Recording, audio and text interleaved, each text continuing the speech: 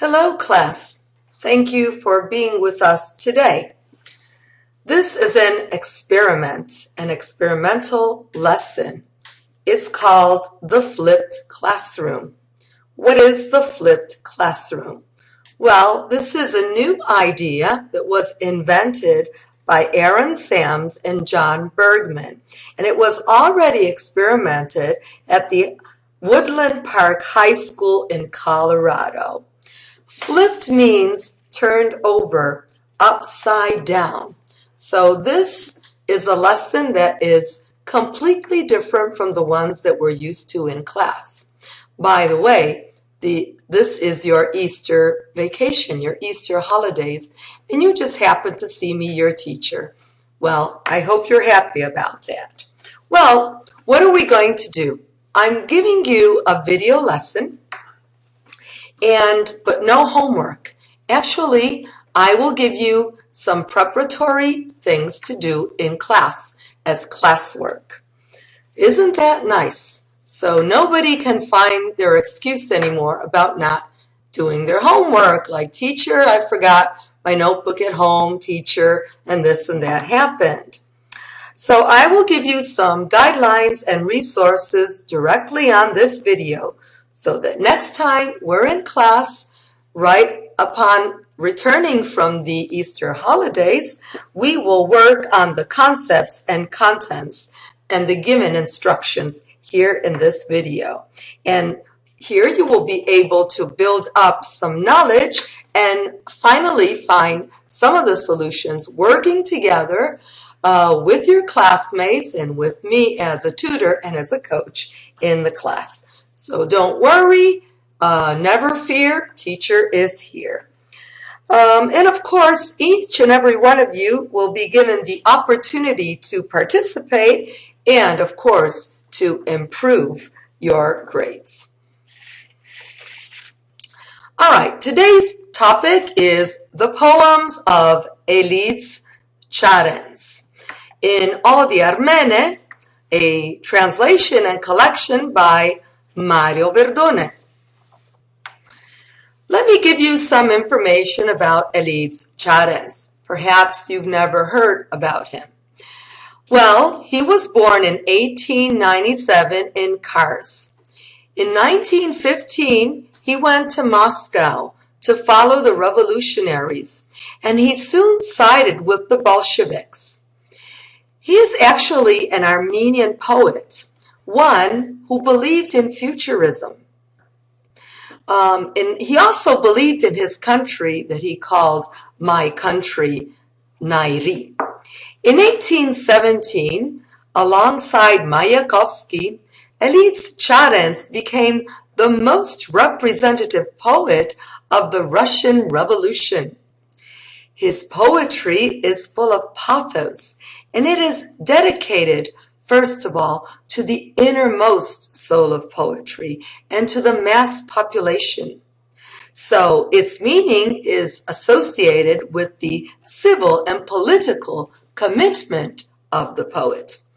In 1920, our poet Elise Ciarenz returned to Armenia, which had become a Soviet republic. It was then that he wrote his futuristic poems, as well as its manifesto with other two poets called Vishtuni and Abov. The manifesto was called Declaration of the Three Poets. However, Elise, or also called Elise Ciarenz, also wrote a sentimental and political novel about his country, Nairi. His father's name was Abgar Aga, meaning in Turkish, the Lord Abgar. Well, the origins of Elise Ciarenz were really Persian and not Armenian. This is why he also wrote an autobiography called Ciarenz Name, and this was in the year 1922. He did this to recall Al-Ferdowsi, the Persian epic poet of the Shahnameh that I mentioned to you a couple of years ago while studying William Shakespeare. Ciarenz also traveled to France and Italy, where he learned to appreciate Dante and was inspired to write his own heroic poem. This was in 1925. Elise Ciarenz was accused of political deviancy and thus finally deported to a concentration camp. We don't know exactly the date of his decease, but it could be 1937. Well, in 1997, while visiting Erevan, Professor Mario Verdone was invited to the centenary of the poet at the Theater of the Opera. He is the major Italian authority on Elise Ciarenz, whose poetry he translated in Armenian odes.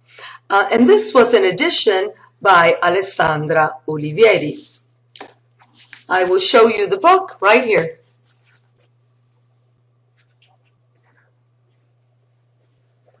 With a picture of Elise Ciarenz. As you can see, the Armene by Elise Ciarenz, translation of Mario Verdone. I can also show you an invitation of the presentation that I was present at in being able to present in person Professor Mario Verdone. I will also show you an invitation from the Armenian embassy to the Palazzo Giustiniani of the Senate. This was the 22nd of September 2012. Well, let me tell you about the Armenian flag, whose colors you have already seen. It's called the tricolor. The colors of the Armenian flag are red, orange, and yellow. And you will need to know these colors and the Armenian flag in order to do our classroom activity when we get back from the holidays. But let me tell you a brief history of Armenia. Armenia was originally called Hayek and later Hayeshtan, from the ancient Mesopotamian god Haya. Shtan in Iranian means land, so Hayeshtan is the land of the god Haya. Greater Armenia, as it was called, belonged to the Hittite Empire.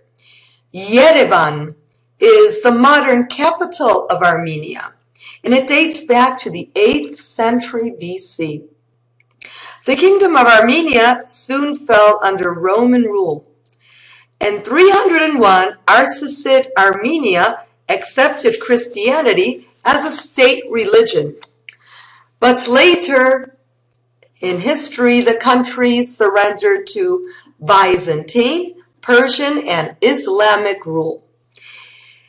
In 1064, the Armenians established a kingdom in Cilicia. Greater Armenia was divided between the Ottoman Empire and Russia. In the genocide inflicted by the Ottoman government in 1915, 1.5 million Armenians were killed and many more were dispersed.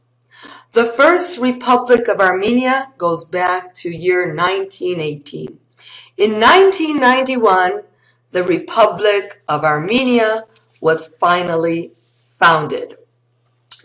So, as I was telling you before, the national flag of Armenia is called the tricolor. Its colors are red on the top, blue in the middle, and orange on the bottom. By the way, I happen to be wearing these colors, especially red, on this occasion. The flag, the Armenian flag, was adopted on the 24th of August, 1990. So what do these colors stand for? Well, red stands, of course, for the bloodshed of the Armenian people, but also for their maintenance of the Christian faith and their struggle for survival, of course, as well as independence and freedom. And what does blue stand for? Well, blue stands for the pure blue Armenian sky, but also for the Armenians' will to live finally beneath peaceful skies.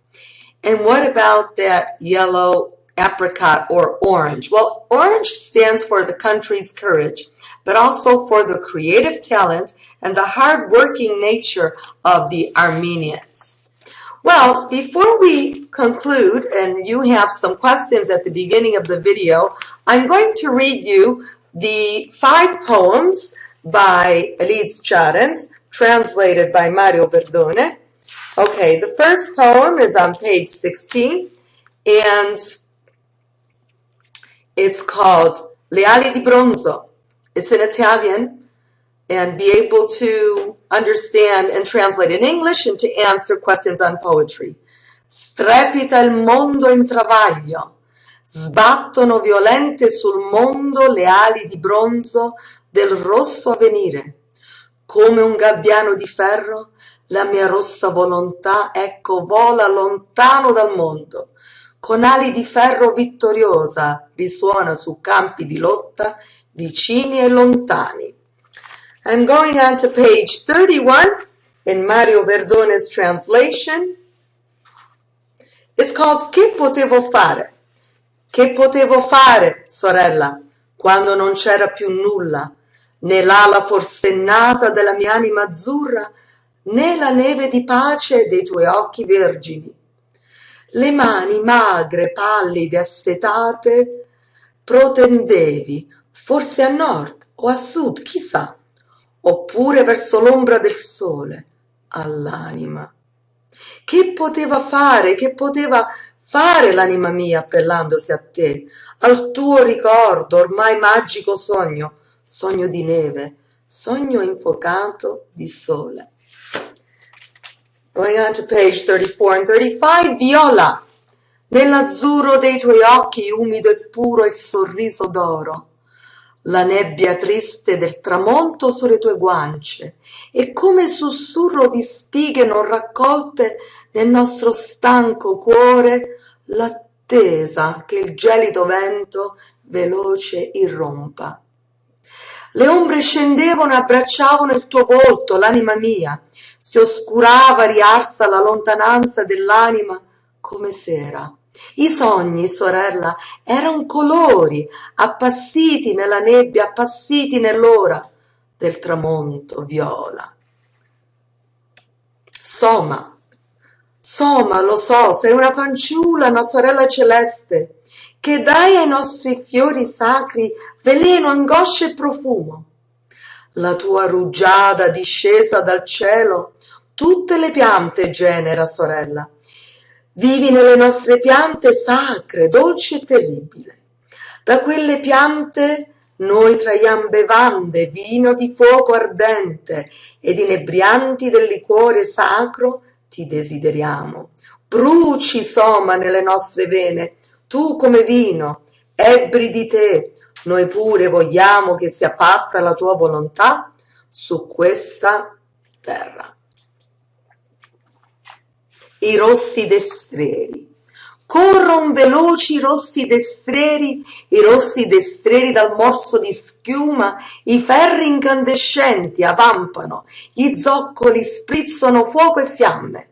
Si è acceso il cielo di fuoco scarlatto, i rossi destrieri incendio nel cielo. Volano a schiere fitte, come raffiche, ovunque sfida, tumulto sonoro, angoscia. Battono i ferri, sprizzano scintille come frecce attraversano il futuro. Crollano al vento palazzi di marmo, ovunque incendio e fuoco e vita. Volano senza sosta, rapidi i rossi destrieri dal morso di schiuma, bruciano, avampano le loro orme, i rossi destrieri di fuoco e di fiamma. Well, answer your questions on what is poetry, what is a poet. These are your 5 poems, and look at the definitions at the beginning of the video in PowerPoint. Good luck, happy holidays, and happy study. Bye!